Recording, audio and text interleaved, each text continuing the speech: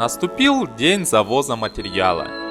Все основные деревянные элементы дома выполнены из дуба, поэтому и мой выбор был таким же. Раньше главным помощником казака был конь, ну а так как у меня нет коня, приходится завозить материал на манипуляторе. Хотя с конем было бы намного интереснее.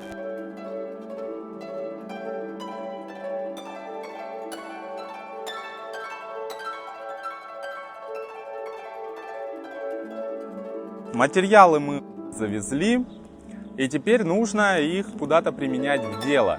Вот эти вот столбы, колонны, вот этот брус 150 на 150, я им буду заменять вот эти столбы железные.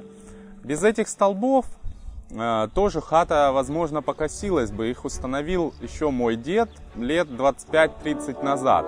Для того, чтобы этот лафет положить на место, я сейчас вот этот бетон буду убирать перфоратором.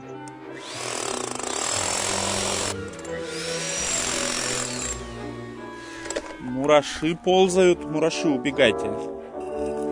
Ох, сколько мурашей.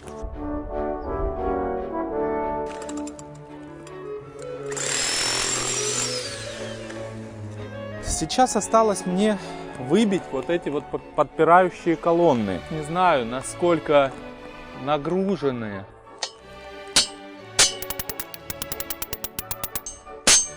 Такой звон. У меня уже одно ухо оглохло. Оп. Так, сейчас не знаю, как у нас пойдет вот эта колонна. Она тоже очень нагружена.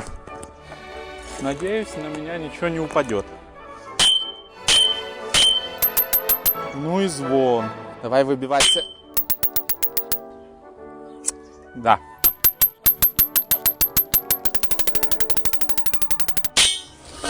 Оп. Стоять.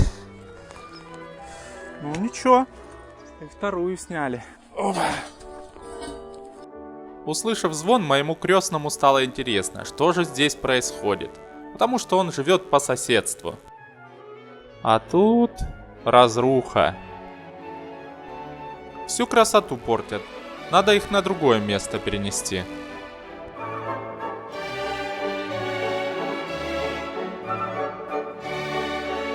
А тем временем мама собирала клубнику.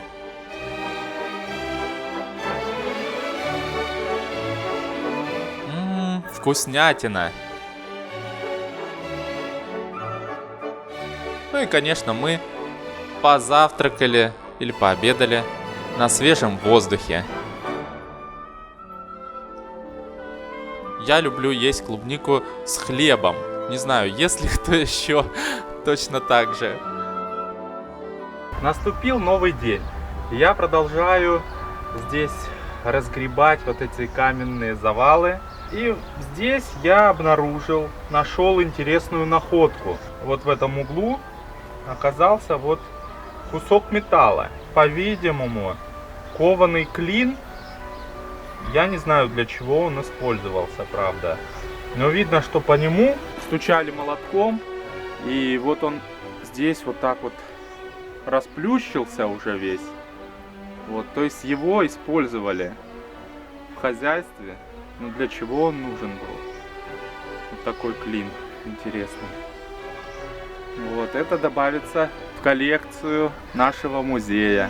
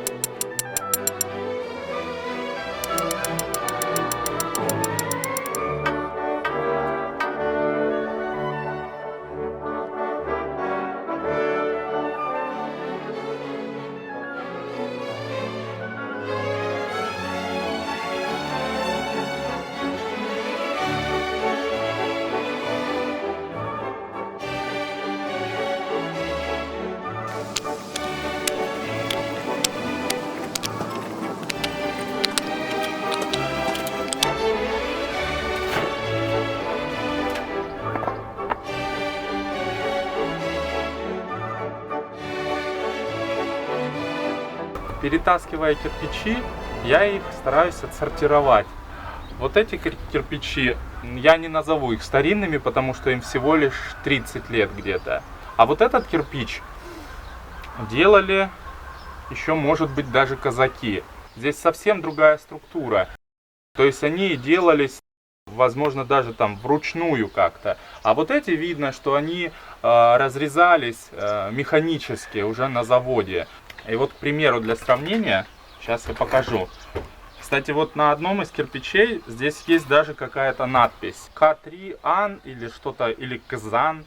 Даже по цвету они разные. Вот здесь такое ощущение, как много песка. А вот этот кирпич, это обычный кирпич. Причем на изломе часто вот такие кирпичи вот бывают пережженными. А эти кирпичи часто не дожигали. И они очень хорошо подходят для печей. Раз я уже начал разговор о кирпичах, я расскажу еще про одни кирпичи, которые мне довелось в доме раздобыть. Когда я ломал перегородки, там были вот такие вообще не обожженные кирпичи, глиняные. Но эти перегородки строились, я не знаю, может даже до войны, но точно не в момент строительства вот этой хаты. Поэтому я посчитал их, ну, все-таки новодельными. На этом кирпиче, вот, оставшемся от стены, видно, что его много раз уже белили, замазывали глиной, штукатурили. Вот, сохранились такие слои. Вот у меня есть еще кирпич, вот такой разломленный.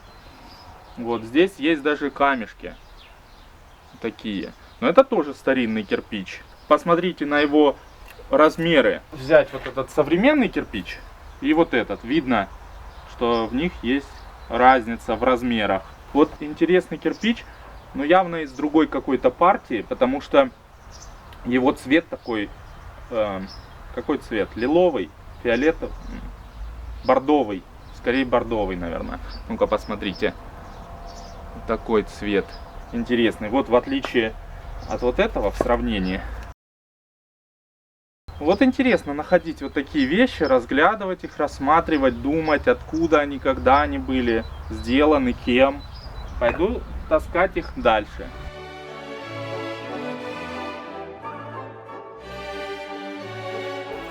Но пошел дождик, и работа моя закончилась, едва успев начаться. В следующей серии я расскажу вам, какие сокровища нам с мамой удалось найти на горище хаты атамана. Горище в переводе с кубанского означает чердак. До новых встреч на канале Хата Атамана.